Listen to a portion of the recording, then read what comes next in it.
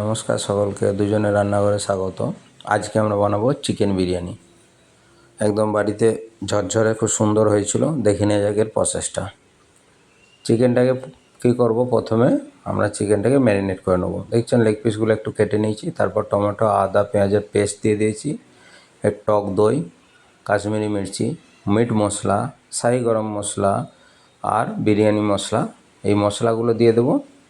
একটু black pepper গুঁড়োও দিতে পারেন, অপশনাল ওটা। আর আমরা কী করেছি, গোলাপ জল আর কেওড়া জল। গোলাপ জলটাকে এক ঢাকনা, কেওড়া জলটা ডবল, 2 ঢাকনা। তেল, সর্ষের তেল আর হলুদ দিতে ভুলে গেছিলাম, হলুদটা দিয়ে দিলাম। এরপর আমরা আগে থেকে ভিজানো চালটাকে 1 ঘন্টাখানে ভিজিয়ে রেখেছিলাম, সেটা আমরা দিয়ে দেবো গরম জলে। ভাতটা করে নেব। ভাতটা কিছুই না, ওখানে গরম জলে যেমন আমরা গোটা গরম মশলা একটু ঘি দিয়ে ভাতটা করে নেব। ভাতটা করার পর কিন্তু ভাতটাকে ঝরিয়ে, জল ঝরিয়ে একটু শুকাতে দিতে হয়।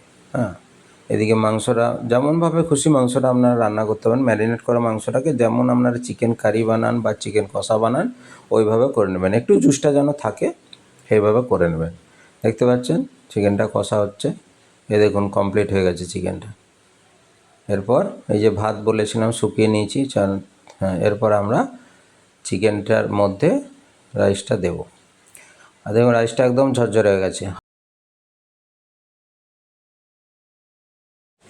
আর ডিম আর আলুটা আমরা ভেজে রেখেছিলাম, সেটাও দিয়ে দেব। দিয়ে যেহেতু এটা অল্প পরিমাণ করেছি, একটা লেয়ারই হয়ে যাবে।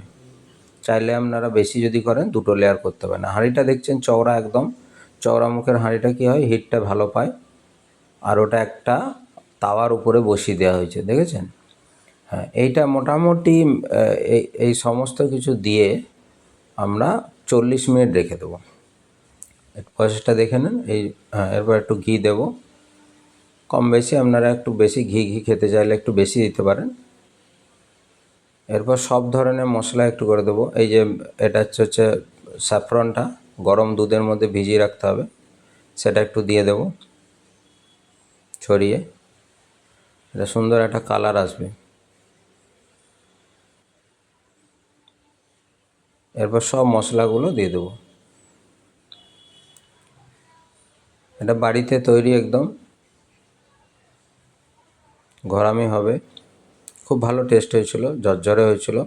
আপনারা এইভাবে একবার বানিয়ে দেখবেন, খুব ভালো টেস্ট হবে। খুব সহজে একদম দেখালাম, খুব সহজ পদ্ধতি।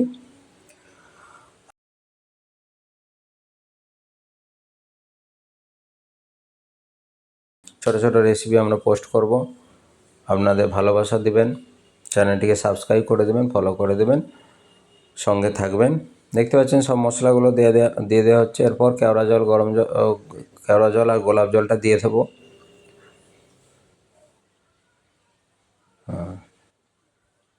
তারপর এটাকে একদম সিল করে দেবো।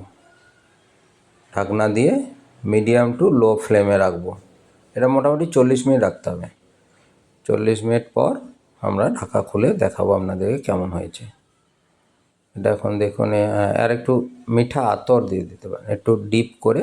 আতরটা একটু কম দিয়ে আপনারা চাইলে একটু বেশি দিতে পারেন। অনেকের আতরের গন্ধ খুব বেশি ভালো লাগে না। এই সব মশলাগুলো দেওয়া হয়ে গেছে মোটামুটি। এরপর আমরা ঢাকা দিয়ে দেবো।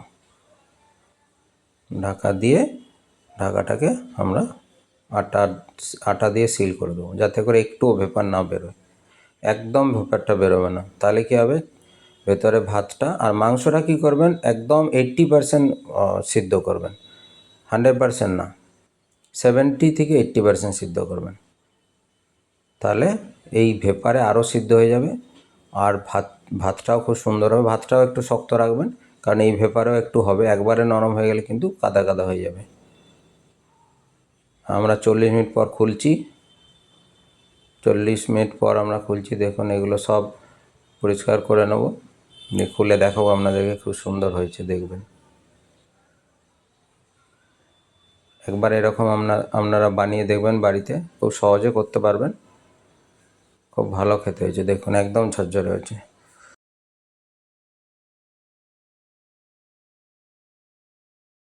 এই দেখুন, এরপরে আপনারা রায়তা স্যালাডের সাথে পরিবেশন করুন গরম গরম।